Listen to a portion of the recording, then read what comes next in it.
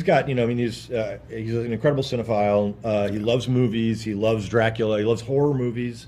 He, as we were talking about what Dracula should look like just in general, for me, I wanted to synthesize stuff, whether it was the Bela Lugosi, the Christopher Lee. I wanted, Gary Oldman. Gary Oldman, and from the book, from the Stoker novel, I wanted, elements of that. So that's why you have a top hat in one scene. You have a cane. That's from the Stoker novel. The teeth, I wanted to kind of mimic the Lon Chaney Sr. London After Midnight, all sharp teeth, using Bela Lugosi's outfit and Christopher Lee's when Dracula gets bloodlust. We use those contact lenses that Christopher Lee had in the Hammer movies when he gets, blood, the bloodlust. So it was part of it was just synthesizing stuff. When Cage came in, we had to sort of describe Dracula as like a rock and roll Dracula. We wanted it to kind of be really flashy and big.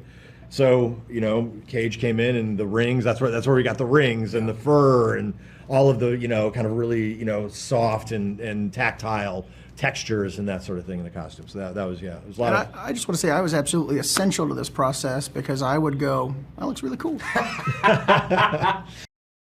Yeah, we were doing camera tests, and Chris had set up this amazing set, and they were smoking the area, and I have never really seen a director go hard on camera tests like this. And Cage walked in, and it was dark and creepy, and there were candelabras everywhere, and he was in costume, and it was it just transports you, and just the way he walks, the way he turns his head, everything was quintessential Dracula. It was phenomenal. And I don't know if you stayed for the end credits of the movie, but in the end credits of the film, where you have you see some of the camera tests as the end credits play. Yeah. When the budget runs out, that's usually when we notice this stuff. And usually it's after that, long after that.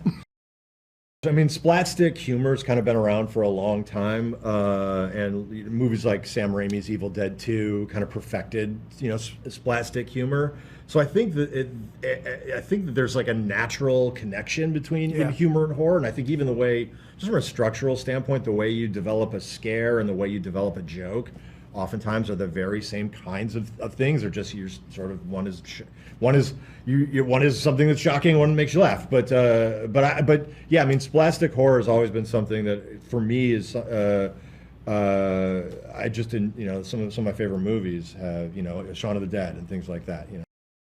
Those jump scares and moments of terror in a film, they take you off balance and they pull you out of yourself. That's one of the reasons why they're so appealing. And I think when you're in that zone, you can't help but laugh because you're like, oh my gosh, I can't believe this happened to me. So it makes the marrying of the genres really possible and really work when it's done well, because that moment when you're laughing, you can kind of feel yourself am I going to be terrified here, or is this going to be funny? And there's a nice sweet spot where those two feelings diverge that I think you can really kind of hit. Yeah, and it's also you sort of know that the filmmakers got you.